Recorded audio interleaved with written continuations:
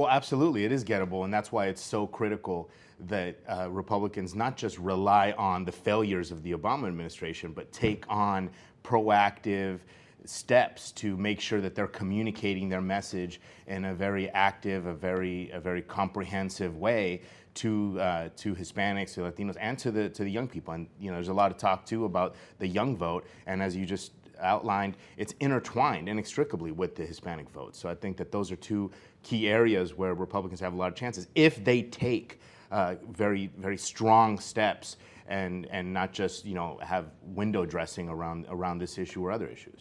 Sociologists have said for a long time that when immigrants register to vote for the first time, they usually register in the party that was in power in the White House when they became a citizen. But during the 8 years of the George W. Bush administration, we saw that trend flip. In the first term, it held consistent.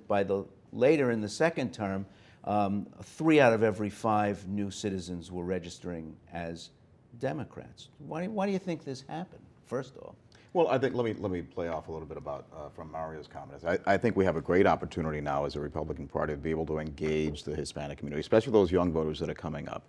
There's another interesting statistic. There's 25% of the population under the age of 5 is of Hispanic origin.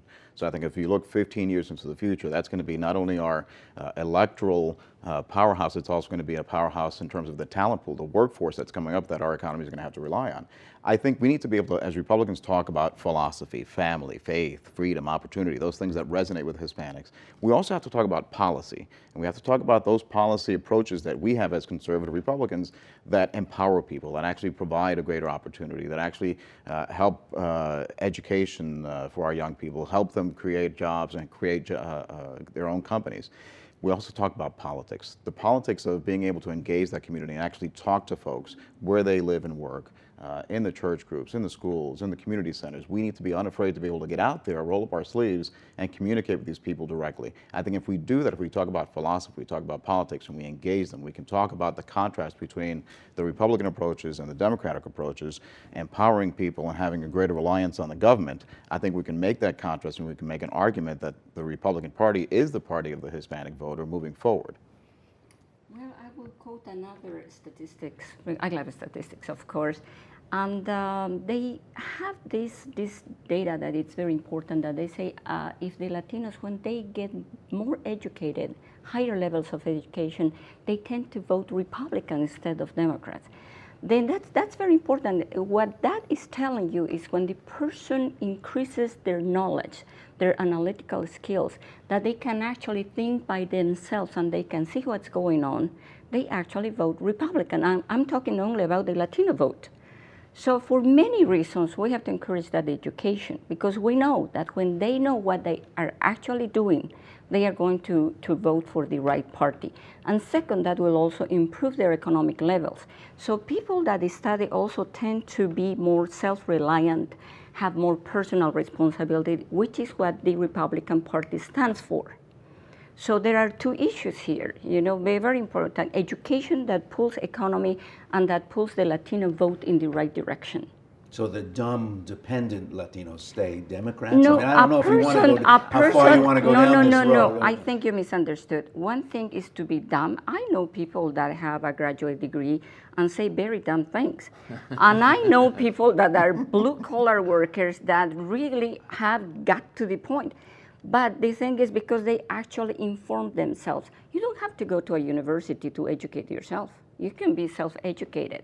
All I am saying is increase your level of education, of information, and you will see what are the connotations. For example, when somebody tells me, and I am completely uneducated, and they say, vote Democrat because next year you will have your citizenship and you will have free healthcare and free education, something will tell me this cannot be true, because it takes time to pass a bill in Congress to begin with. It takes more than 1 year. I will read the newspapers and I will see that many Democrats are against having an immigration reform.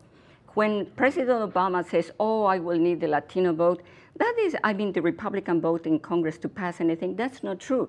He had the 60 votes, and that's why he passed the health care. Now he has 59. When he says, I need Republicans, he's misspoken. He needs one Republican. He needs to say, I need a Republican to pass but now. doesn't... Which is different. An educated person knows that. An educated person knows about the 60 votes. They know about the role of Congress. They know the role of executive and legislative. They make better decisions, and statistics prove that more educated Latinos vote Republican. That's all I'm saying.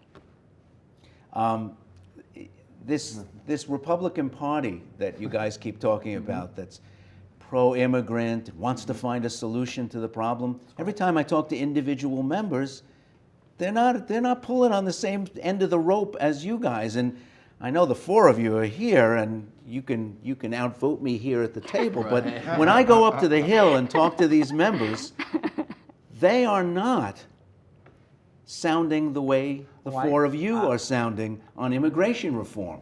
I was with Duncan Hunter from San Diego County a couple of weeks ago.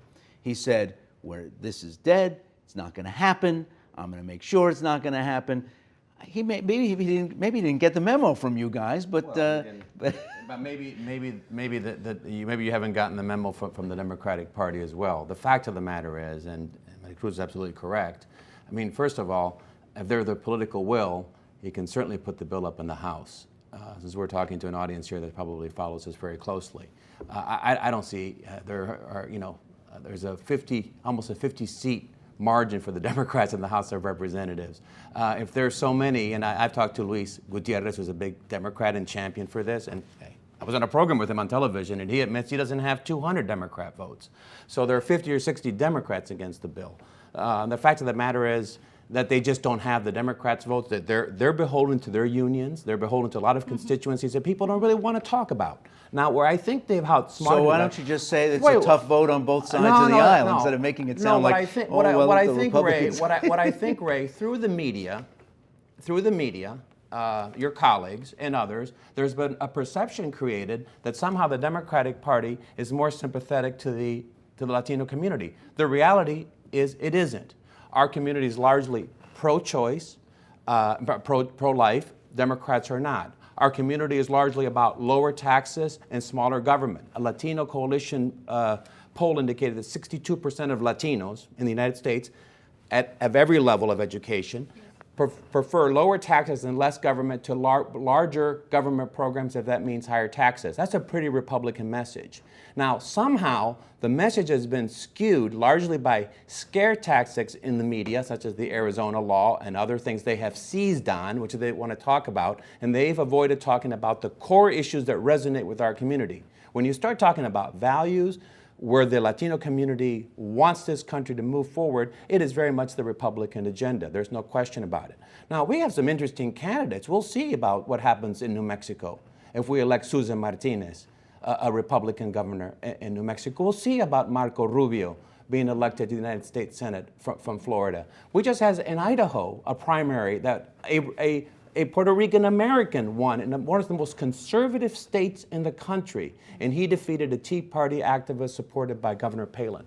So when you look at the reality of what's going on, not what the media is trying to create this image. Now, wait a minute. If you guys can disown the rest of the Republican Party, do I have to? I don't disown. I can't disown the media guys who are doing a bad job? No. Let me tell you, people like one of the leaders, Eric Cantor in the House, have been recognized by the Hispanic community with an award.